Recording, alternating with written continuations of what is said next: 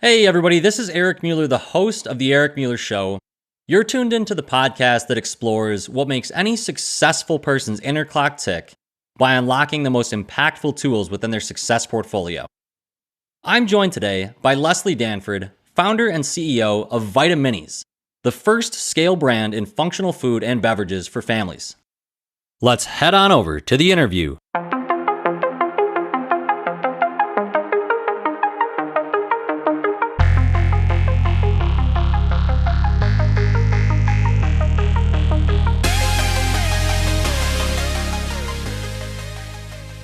Leslie, welcome to the show. Thank you. Thanks for having me. Yeah, thanks for making the time, Leslie. I really appreciate it. And before we really dive deep into this entrepreneurial story of yours and the advice that you have for young entrepreneurs specifically, we want to know what makes up your success portfolio. So if you're new to this show, listening, a quick background on this, a way to view it is kind of to think about an investment portfolio and really how that lays the foundation for financial goals with whatever investments you choose to put into there. So the goal on the Eric Mueller Show is to discover how successful people like Leslie invest in themselves and build the foundation for their success. So Leslie, start us off here. What are some skills, traits, habits, or mindsets that make up your success portfolio? Oh boy. Okay. I think there's a few, and I did not prepare these answers, but when I think about it, I think there's a few things. I'm a huge believer in habits. So I am pretty aware of that. And there's like a few things that I really try to make a part of my routine. The first is exercise. And I feel like before self-care was trendy, I just started doing this like as early as I can remember, like as a teenager. Every couple of days I exercise no matter what. And the thing about it is, you always think there's something else more important that you need to do. But the reality is, and I don't work out for like 2 hours, it's like 30 minutes. The reality is, if you take 30 minutes for yourself every 2 days, that is always fine. Like it's never a reason you can't do that. And, even if I'm tired or I don't really feel like it or whatever, I just go do it like on clockwork. And usually once I get started, I'm like, oh, I'm glad I did this. I never regret it afterwards, ever. And that's just something I always do. So it's funny. I would have, like in the past, I probably would have thought of that as sort of like a compulsive thing. But now that I think about it, I do think it's like self-care because it's mental. It makes you sleep better. I feel like I got something done that day. It's for me. It's not for anyone else. So that's one thing. And I try to be that way about sleep too. I really try to get to bed at a reasonable hour. I'm usually asleep before 10, which is kind of embarrassing. But it's like the same thing. It's like at a certain time of night, you just got to call it. And like pretty much whatever needs to get done before that, get it done. And whatever's not done by then, you can do it tomorrow. So I try to like kind of guard those couple of things. And then the last one that I can think of is I have this sort of philosophy. If something can get done quickly, like less than 5 minutes, just do it. Like literally just do it. So if I'm on my phone and I see an email, I'm like, I could reply to this email in 30 seconds. I'll just do it instead of saying, oh, I'm going to save this email. And then like 3 days later, I see it and I feel bad. I wish I'd done it. I just try to do it. And I think my grandma had this little thing on her wall when I was a little kid that said, do it now. It's like sort of like Nike or something. I always think about that. I'm like, yeah, just do it. Just do it quickly. You won't regret it. Yeah, I think those are really types of traits and qualities that everybody can really resonate with because it's simple in a way, but it also requires a substantial amount of discipline to do that, to exercise, to put, I come from a running background, specifically distance running, and I would always think that, not that it's technically 50% of the battle, but in a way it is kind of 50% of like getting a run in for the day is like just putting your shoes on and tying them up. And then the next little bit is getting out the door. And then it's like you're already on your way there. So I think if someone is starting off a habit like that, starting small and kind of building up can be a good thing too. But like you just said, I mean, maintaining the consistency and just getting it done. And if you have something simple on your list, I love that too, that if it's going to take less than 5 minutes, just knock it out, because procrastination is, I don't know if you feel this way, but I think I procrastinate a lot because I want to do it well, because I want it to be, perfect or I want it to be a high quality of effort. But then I end up just waiting so long, and it's like, probably should just knock it out, because I coined this quote quite often. It's a previous guest of mine, Ben Whiting. He said, done is better than perfect. And I think that a lot of the times when I'm procrastinating something, I think, why am I doing this? Like I should get it done because I'll feel better. And perfection is not something that we can probably ever achieve, but if we chase it, we might be able to do something really well or excellent. So Leslie, thanks for Yeah. sharing that. Thanks. I just want to caveat too. You should take everything with a grain of salt because every flip side of a strength is a weakness. And like as an entrepreneur, I do like to get things done and do stuff. But the flip side of that is like on occasion, I'll do something as a little hastier and wish I'd taken a little bit more time on it. But I think net in this field in particular, getting something done is better than not doing it at all. But not necessarily everywhere. Like if you were a surgeon, to do that. Right, exactly. It's definitely not a catch-all in every single field and every single endeavor. So I think it should certainly help you to start in this episode off as a listener. Kind of think about what parts of Leslie's success portfolio might fit in well with yours. Maybe you're like me and you don't really go to bed that early, and you probably should. That's something that I'm thinking about right now. And Leslie, as we get further into success as a whole, I always think about what is the definition of that, and the success portfolio kind of lays that foundation of what can get you to be successful or get you to have consistent efforts. But you also want to know where you're going and how you define success, because it's kind of a subjective thing. Everyone probably defines it a little differently. So I'll ask you, what is your current definition of success, and how has it maybe changed over time for you? Oh, that's such a good question. Early in my career, I definitely defined success by very sort of like by the book, kind of like socially acceptable. Like you got to do this, you got to get grades, you got to go to school, then you got to make money, and like da da da da. But definitely, as life has gone on, I've had to revisit that. Not just because you should, or one should revisit what is socially acceptable, but also like life throws you curveballs, and you just don't know. Like you might be on this track and like chugging ahead, and life throws you a curveball, and you have to reassess it. Which is part of my story. One of the reasons I started Vitaminis was I got laid off during pandemic.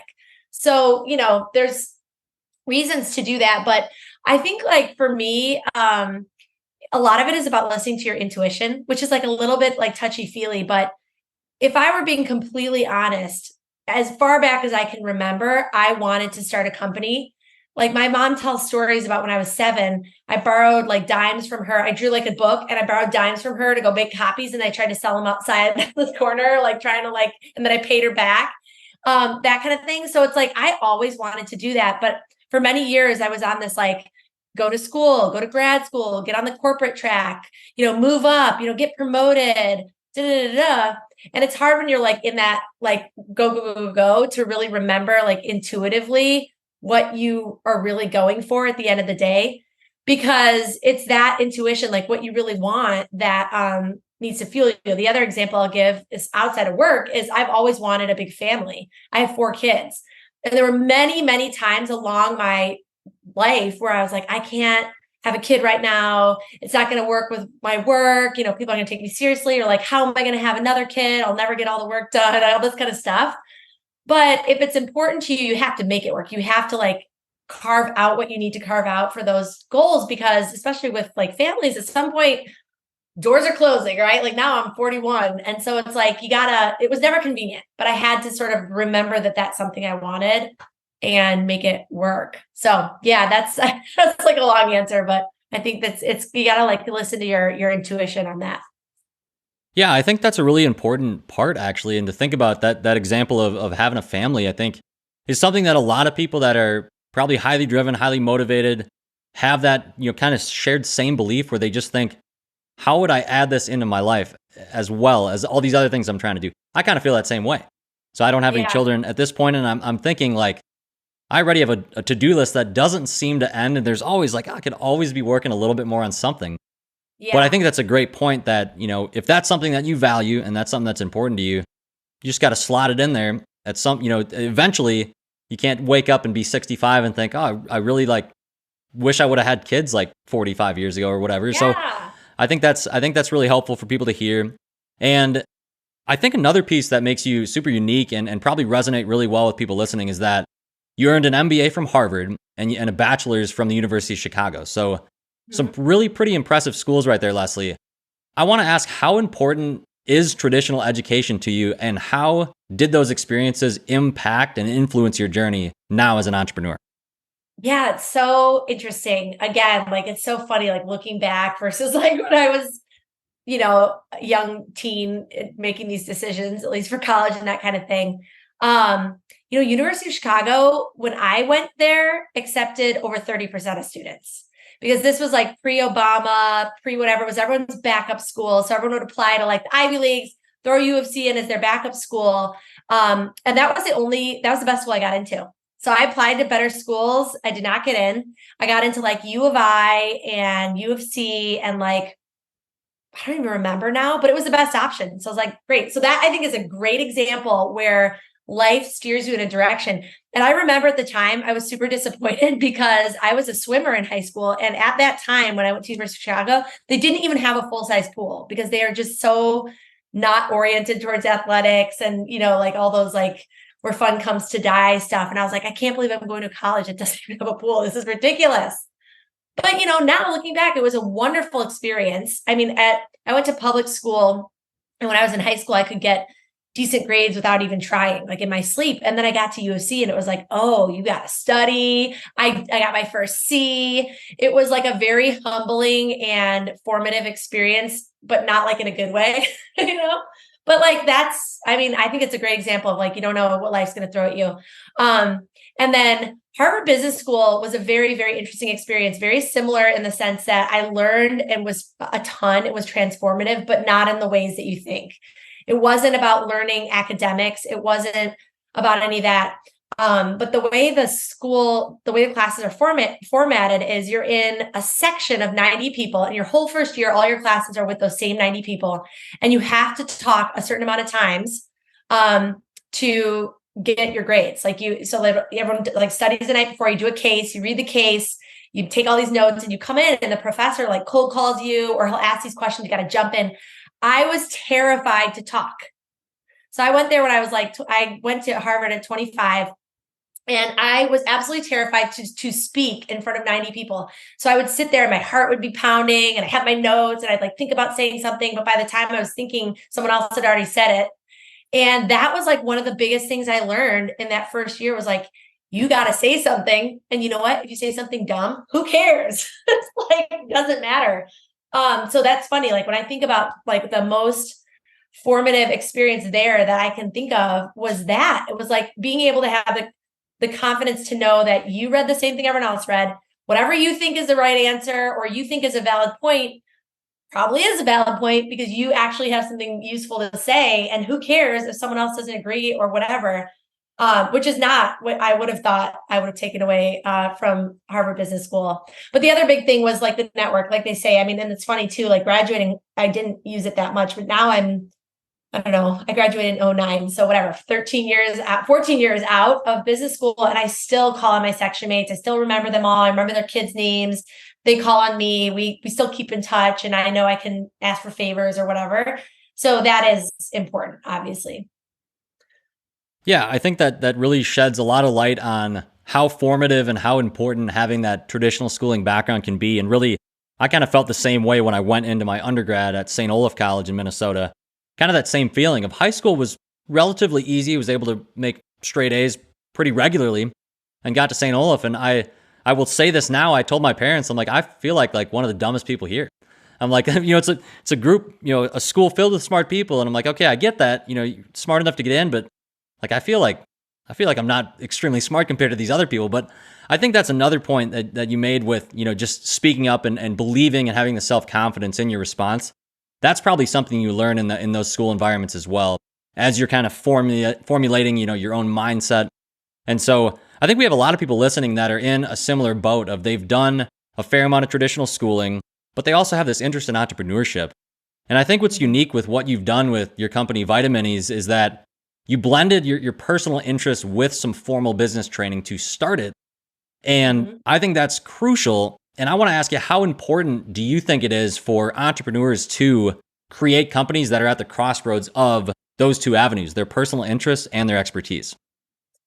I think the interest part is super important. I think the expertise part for a startup is medium important. And I'll say why, because I worked in the beverage industry, but I worked in alcoholic beverages, so different. And some of that knowledge was helpful. But in reality, when I was working in a corporate environment, my role was completely different from what I do now.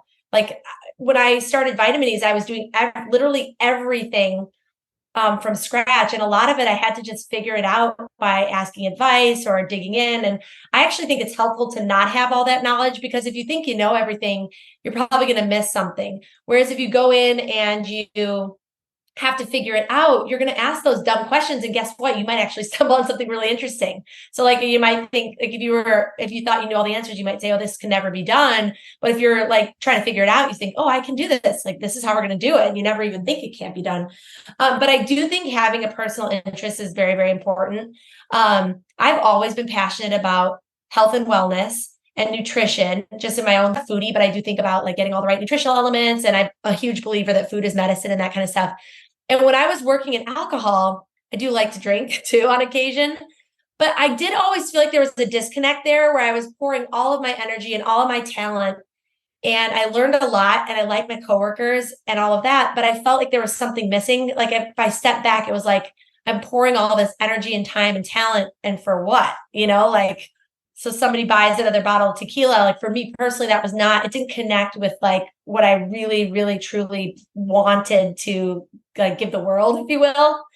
So that's the part that I think is more important than anything when you start a business. And I don't think it means you have to be like saving babies and everything, every business, but it should somehow connect to what you truly are passionate about, because that's going to come out in everything you do. Every time you talk about it, every time you pitch a retailer, every time I hire an employee, you need that. Like you can't fake it.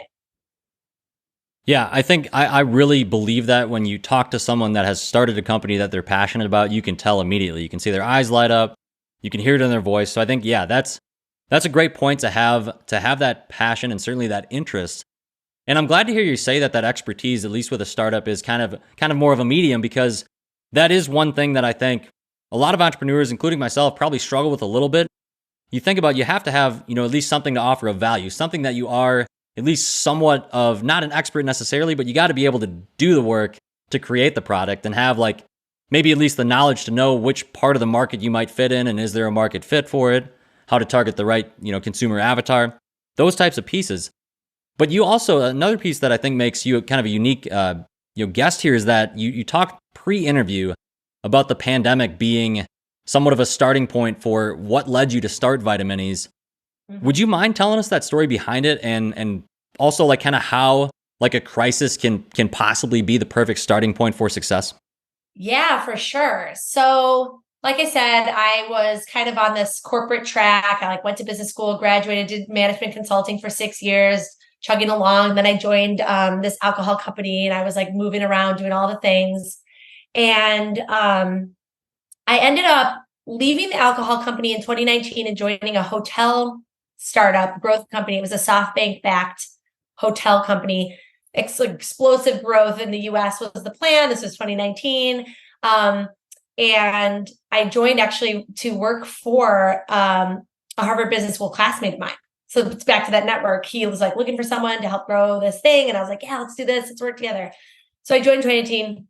Long story short, 2020 comes around, and everyone got laid off. Like everyone that I had hired, I worked there for almost a year. I hired a big team. We built this stuff, and literally the whole thing melted down.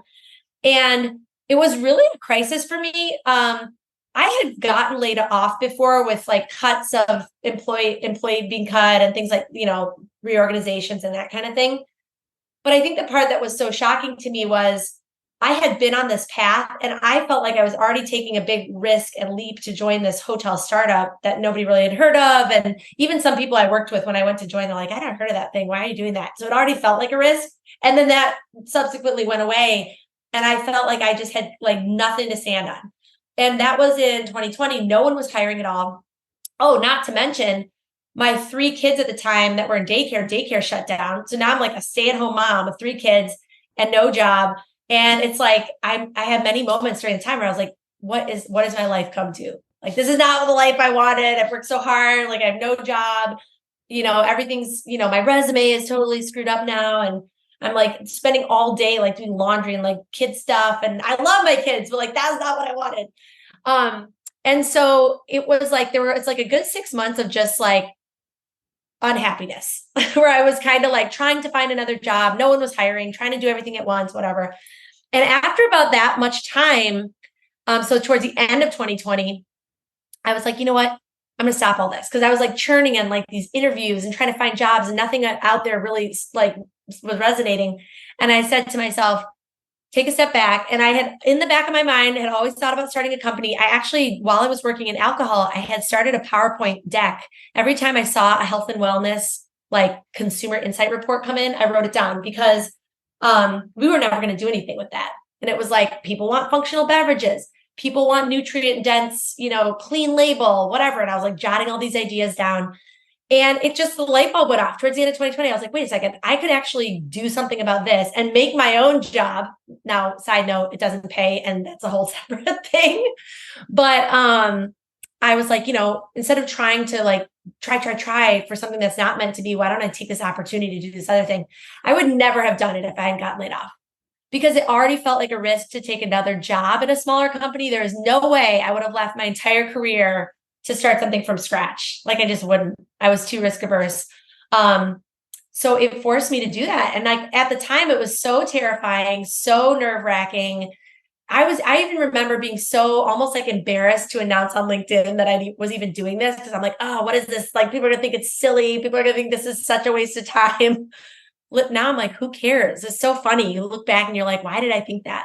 But yeah, it would not have happened. I would not have done it if I hadn't gotten laid off, for sure. Yeah, that's crazy to think, how things play out. And when you look back, it's like I couldn't have scripted this better for where you are now. And, if you're watching the video on YouTube right now, you can see she's got a sweatshirt on that has her company's name on it. And it's got Mini, Mighty, and Tasty. I think I love that marketing standpoint already. Like, it's like, right when I read the name, yeah, there you go. She's showing the product. It's little drinkable, little beverage there. I think, you have a company name, at least for me, immediately I knew what it was. I was like, this has got to be some type of miniature, like, kind of easily consumable type vitamin, which it is. So I think that's, from a marketing standpoint, that's something I think a lot of entrepreneurs probably think, oh, how am I going to, I got the idea now, or I had the crisis that put me in a position to finally take this leap. Now, how do I market it? How do I get the word out? How do I tell people that I think this is great, but how do I get people to believe that it is great? And so what was Vitaminis like a rapid launch after you had that initial idea and that initial push, or did it take a while to develop like a marketable product from it? Yeah, it's a good question. So I think the one advice that I have that I did was just start small. Just start really small, start cheap and dirty and quick and dirty and whatever. You don't have to have like a fully baked idea, marketing plan, fully vetted, whatever. So I actually started by interviewing as many friends as I could get on a Zoom with me. And I think I did like 45 or 50 interviews. And I had an interview guide. It was not like, hey, how's it going? It was like, I'm going to interview you. And I took notes and everything. And it was, what are your health challenges? And actually, this is another thing. When I started Vitaminis, it was oriented towards kids, and it's not anymore. So I've had many pivots, but at that time it was like, what are some nutritional challenges with your kids? What sorts of supplements do you use with your kids? What sorts of foods do you give them? What do you do for snacks? Like all this like interviewing, kind of like data gathering. And I took all of that and ruminated on it. And I thought I was going to do like a full size drink. And then I ended up migrating towards a shot. And now this is probably like 2 or 3 months in. And then I found a formulator doing internet research. And I also found a group of other CPG startup founders, consumer products founders, called Startup CPG. And I jumped in there, and they're all in Slack, and I'm dropping messages like, does anyone know any formulators, and like getting recommendations and stuff. That was probably another month. And then I had to find a co-packer to make a very small amount for me. That was a very, very difficult process. I probably reached out to like 50 or 75 co-packers. They all have these huge minimum order quantities. And I found one that was going to let me just do a few. I mean, so all in from start to finish. Oh, and while I'm doing all that, I worked with somebody I used to work with in the alcohol company who's in marketing, helped me think of a name and helped me with the website. So there is some money going towards that, but all that took 9 months or so. So I at the end of 2020, I started thinking about it. And then I finally started selling online in July of the following year. So it was, 9-10 months of just, and again, like if I had a personal weakness, is probably jumping in really fast. So, somebody else might even spend more time on the formulation, taste testing, whatever. I kind of did the interviews and the market research. worked with a formulator, launched a product. But I probably could have spent even more time on the formulation, because I ended up reformulating after getting a bunch of Amazon reviews that said it was too sour. But then again, woulda, shoulda, coulda. Hey, if you get it, if you get reviews and you reformulate, that's also iterative. So it is what it is. Right. Yeah. Well, thank you for sharing that. Yeah, I think that's very admirable that in that quick amount of time you were able to see if there's a need for it and interest in it, and be able to build it and scale it and figure out how to produce it, how to get it out there. And really, so the title of this episode, 5 Pieces of Advice for Young Entrepreneurs. You may have just shared one there, start small. But Leslie, share with us, what if you're talking to a young entrepreneur, it's intentionally vague. So I'm not going to offend anybody out there by saying what I believe is young. But if you have someone that is young to entrepreneurship, they're just starting off with something in that space, what advice would you have for them for success into the future for whatever endeavor they're choosing? Oh gosh. Okay. I feel like I'm going to recap some of the stuff we talked about, because I do think you hit on some really important points. I do think the purpose and like what you care about is very important, because that's going to kind of carry you through even when you're not really sure if it makes sense. Because to be clear, I'm still trying to figure out if this thing's going to work. So like, I think it's easy to look at someone and be like, oh, you've got it all figured out. It's like, no, I've pivoted multiple times. I'm still trying to get the word out. I'm constantly getting feedback and improving. And every time it's like, is this really working? Is it not? So, side note. So anyway, purpose will help you. Like if you're connected to something you truly, truly care about, and the way you can maybe think about finding that purpose is like, what are those things that you think about when you have free time? What are those things that you do when you have free time that bring you joy or energy to talk to your friends about? Like, that's kind of how you can think about what are those like innate things that really drive you, that to like tap into that. And I think positivity is really important too. And a lot of that has to come within yourself. And that's so much easier said than done. But nothing's ever final. Nothing is ever set in stone or a total failure. You're going to hit hiccups. You're going to have challenges. I can tell you many stories about like getting told no like 25 times in a row, and you just keep trying. So having that positivity of like, there's always a way, there's always a learning, there's always a next step, I think is a really important piece of advice. You can give up, but just know that that's a choice you're making, because there is always a way to persist. I think having a strong support network is really important. Whether it's like a co-founder or even just like a partner or a good friend or friends that you can just, you can go to this person, just pick you up again, because there's a lot of ups and downs in the journey. So you kind of need that network of supporters around you to help build you back up again and remind you of how great you are when you feel like you're not. The self-care that we talked about, super important. Do not sacrifice your physical and mental health for this. It's not worth it, and it's not going to work out. Like, you might think you're like working harder and you're going to like ignore all these needs, but you're just going to pay later. So don't do that. Like, make the time for yourself. Take care of yourself. And the last one might be more specific as a mom, but it could probably apply to any situation. But get that support, like make sure you're asking for help, you're getting help when you need it. You're not trying to do everything. If there's something that you can outsource, do it, like don't try to be micromanaging everything at business and at home and everything else. It's just too much. Like, pick your battles and get help, and don't be afraid to ask for help. I think those are my few things. Yeah, that's fantastic, Leslie. And I think, I'm going to recap them real quick just because, just to show I was diligently listening, as you were as well, listener out there. But so you have that purpose, the positivity, the supportive network of like-minded professionals or like-minded people in your area, the self-care, and then getting support or asking for other help if you need it, whether that's at home or in your entrepreneurial endeavor. So those will obviously all be tagged in the show notes. But if you need to listen back to it, I think it would be helpful, because there is so much truth to everything that Leslie just shared. I can think of, even in the short amount of time that I've done this podcast, or my buddy and I from school have a business called Farm Law, which helps pharmacists basically study for a law exam that you need to pass to get licensed. But thinking about the things you just shared, I can think of all the examples where that really it showed true in terms of those endeavors and how it has been, an up and down type situation. It's never like a particularly smooth journey, But I think enjoying the journey is something I'm trying to be better at. I don't know if you found that, Leslie, throughout either, your time as a parent or during this entrepreneurial type journey with Vitaminis, but have you found that it's easy or difficult to enjoy the journey along the way? Or I guess where did you Oh think man. that?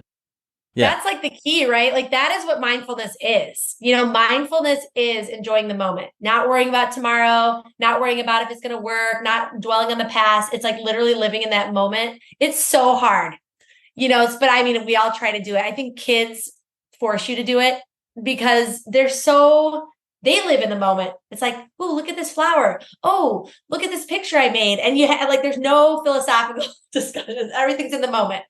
But yeah, I try to do it in the business too. It's hard, of course, but sometimes I just remind myself that this is something I always wanted. And like, I always dreamed about doing my own thing. And I now can control my own schedule and my own decisions. And if I want to have a meeting or not have a meeting, I get to decide. Like, those are just silly, small things that I try to remind myself to enjoy.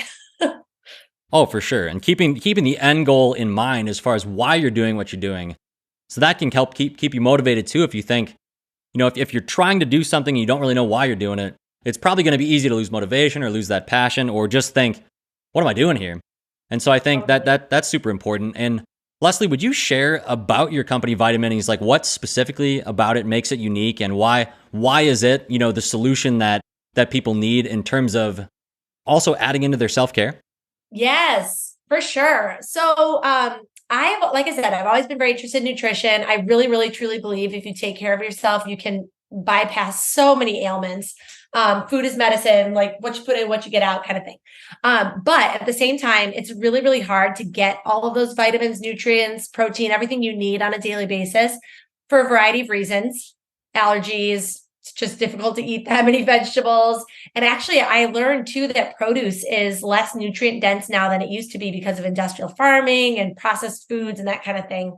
So, all these factors mean you kind of need a little extra, but I don't love pills. They actually make me nauseous. They're full of weird things. They're just annoying to take. Gummy vitamins are full of sugar. And so, I was really looking for something that was like a natural food or beverage, but with a little more, like a little bit more to offer. And so that's what Vitaminis is trying to do. So it's all no added sugar. It's hard to see with the fuzz on. It's all no added sugar, no mystery ingredients. They're all clean label, non-GMO, vegan, all allergy friendly, all that good stuff. And what's different, like there's other shots on the market, but these do not require refrigeration. So you can just pop them in your lunch bag, backpack, suitcase, whatever. And they also have no strong flavors, no ginger, pepper, turmeric. They're just juice. So they're great with breakfast or in a smoothie. And they're so easy. It's like if you've always thought you want to start supplementing, but you've never done it, or you're just kind of intimidated by it, it's just so easy and clean. I think of it as like a gateway supplement. Like you kind of know you want to do it, but you haven't gotten started. It's a good way to get started. Perfect. Yeah. Thanks so much for sharing that. And obviously in the show notes, everybody will tag the link to get to that website. And I think really, I mean, you draw a lot of good points, Leslie, throughout this whole talk of how to really at a core take care of yourself. And I think that's something to just make sure you don't neglect that. If you're going on entrepreneurship or you're trying to do something like get an MBA, or really if you're trying to achieve anything that requires hard work, which anything worthwhile is going to require that, in my opinion, you're going to have those challenges that arise where you may have the crossroads where you could neglect your self-care at some point. And I think I've seen that in my own life so far. And that's something that I think it's important to keep in mind. The point that Leslie made to begin with her success portfolio with like just exercising or some type of self-care thing that you have consistently built in. Sleep was another one that is, something I mentioned that I know I need to work on, but it's something where it's hard to shut it off sometimes at the end of the day if you're trying to get something done. And I tend to have more energy at night for some reason. So if you're out there listening and you feel like you've been not neglecting, but you could do better on your self-care, I think a lot of things that Leslie shared will help you do that. And Leslie, as we wind down, I have one final question for you in regards to family life as an entrepreneur. So you mentioned you're a mom and you started this company, kind of in the midst of the pandemic, and there was a lot of changes with the job, losing the job, and, kind of different factors there. How has being an entrepreneur affected your family life? Yeah, it's so interesting. I will say it is a lot of work, but you do control your schedule. So it's funny right now we're chatting. It's 9:45 p.m. This is a great time. No one's missing me right now. Well, maybe my husband, he's just watching TV. So, you can squeeze things in when you're able to, when you want to. And so that is very helpful as a parent, like, because if I want to volunteer at my kid's school for an hour, I'll pop over and do that. And then I'll just work later or whatever. So I think it's really opened up a lot of flexibility that I didn't have when I was in corporate job. I had to be at my desk certain hours. I was traveling. I wasn't around. So it allows me to be around more. But it's also hard mentally because when you're running your own thing, everything almost seems optional, right? So it's like your kid needs you or your husband wants you to spend time with you or something. You're like, oh, I can put this off. So it's a balance, right? And it's like, it is my own thing, but it's still important. So you have to make the time for it. But I will say, like, back to the purpose and everything, it's really awesome to be able to tell my kids that I'm doing this thing that I did it myself. Like, they tell their friends, or we go to the grocery store and they're like, there's mommy's Vitaminis, and it's like, so even when I'm working, I feel like I'm very much setting an example for them about going after their dreams or making something happen or like putting themselves out there. And it's not to say when I was in corporate, I wasn't also teaching, a good role model, but it's connecting so much more now that I'm like myself connected to it more.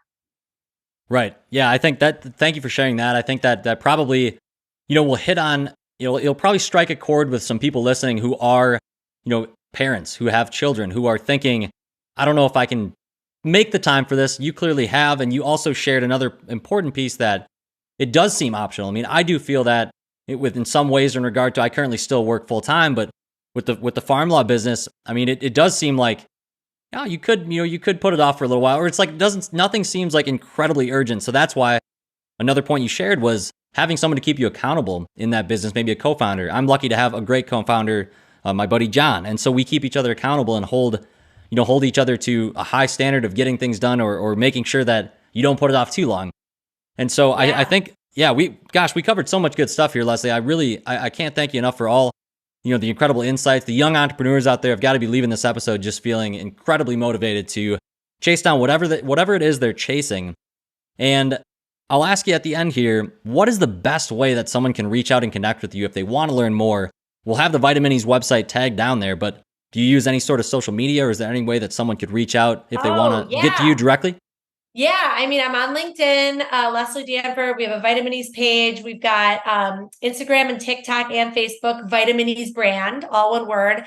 And I'm basically behind most of those things. I do have someone helping me on social, but if you put an email through the website, hello@Vitaminis brand, it's me. So feel free to do that. But yeah, come to our website, drop your email, and we send a weekly email with information about your gut microbiome, how to support your immune system, all about what magnesium does for you. It's like all these deep dives. So sign up, you'll like it. Sounds fantastic. Well, Leslie Danford, founder of Vitaminis, thanks again for your time on the Eric Mueller Show today. We'll look forward to following that journey. And also, are you a football fan? I would be lying if I said I was. Okay. Well, otherwise, I was going to end with just saying the Vikings just beat the Chicago Bears. You mentioned you're in Chicago, everyone beats. I was just going to say go Vikes. So, Yep. Wow. It's one of those things. But yeah, well, on that note, we'll end this conversation today. And Leslie, thanks again for all your wonderful insights, and we'll catch up with you soon.